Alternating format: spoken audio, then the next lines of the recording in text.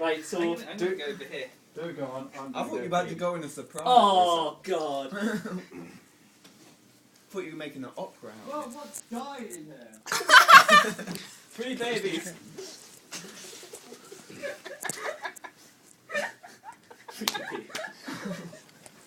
What are you doing? We're not doing the thing yet. Not yet. The Graham Cox Spies video. Oh dear. Light, please. Light. Oh, right. Bit of light, please. Yeah, a bit of light. Where's the light switch?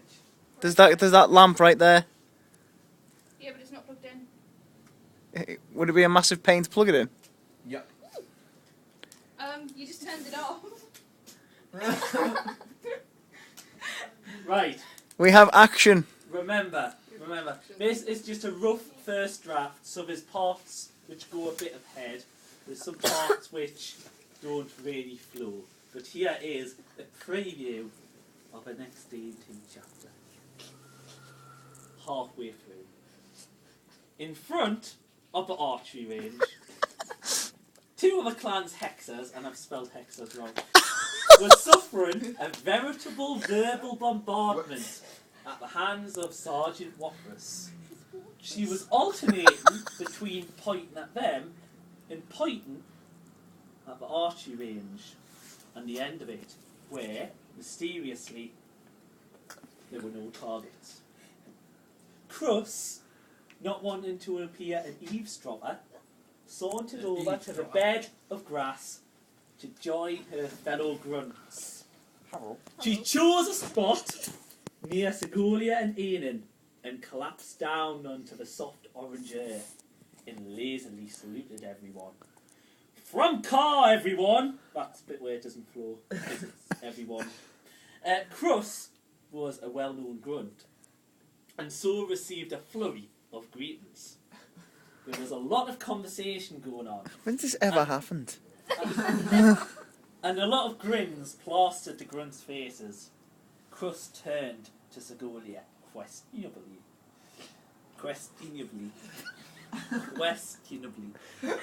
Can I get an English language check there, please, Antonio?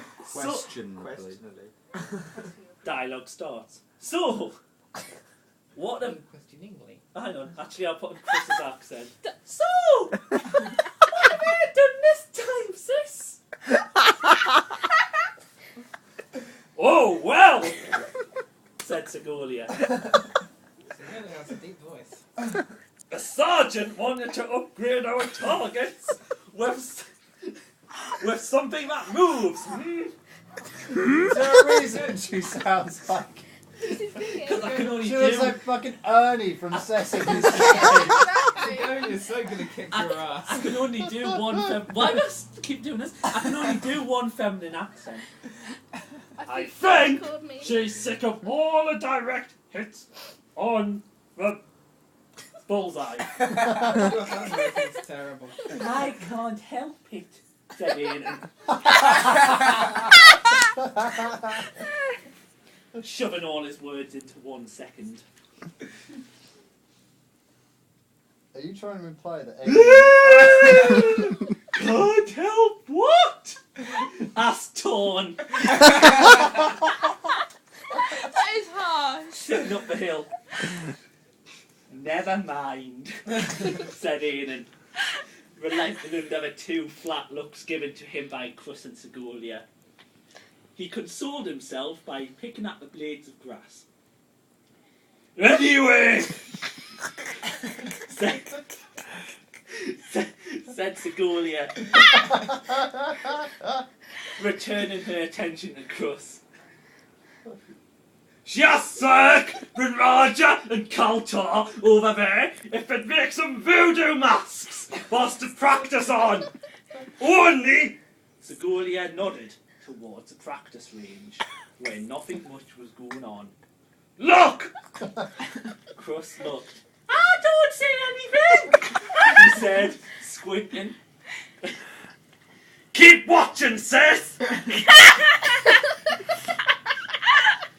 Cruss waited and waited and was about to ask if Segolia was on Sapta when the tiniest of movements caught her eye.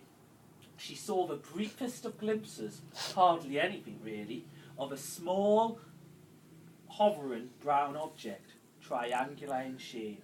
It had emerged from one of the indents placed along the ridge to peek out at the congregation of trolls. Having spotted them, it jolted silently in shock and disappeared back into cover. Crust knitted her brows. How many of these are there? She asked.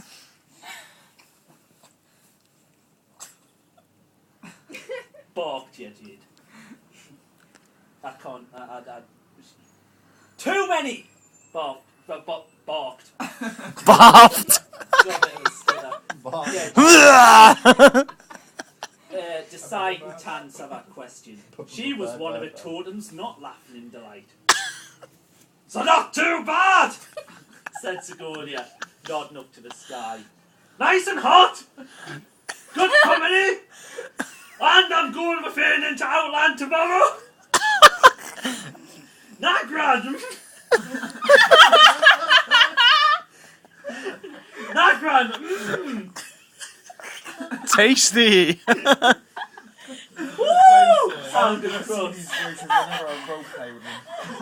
I know, I wouldn't right? have to take Sigourney You seriously do anymore. that all the time. Why is that?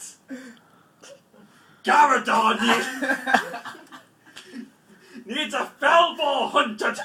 It somehow found itself in Nagrand. The Lorn Rundra.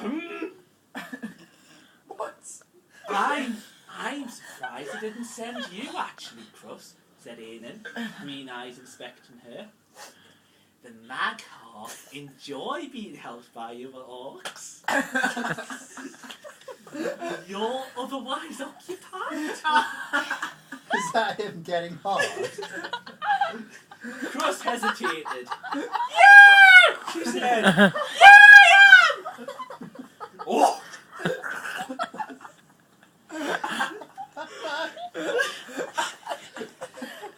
Oh! Sigourney said in a cross voice.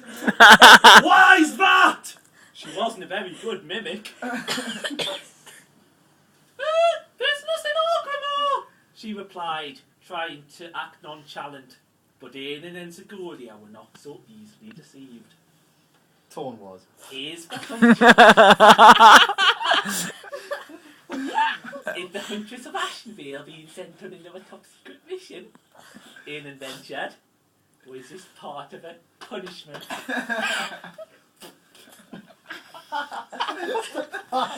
It was an attempt at a niffle twist, I think. He was around the niffle region, I can confirm. So what? Aiden smacks his bum and then finds Shooting missiles or milk or... Actual gestures that I So we've just witnessed him milking himself. asked for being late. Coochie, coochie, coochie, coochie, coo. Oh! Cross exclaimed.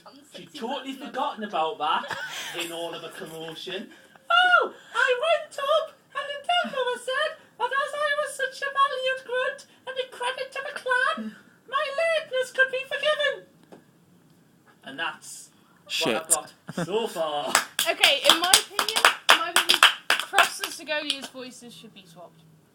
I disagree. No, they must stay how I they quite are. like Sigonia sounding like that. Oh, I'm man. just My only problem is I felt Sigourney sounded a voice lot like whenever I Torn. roleplay with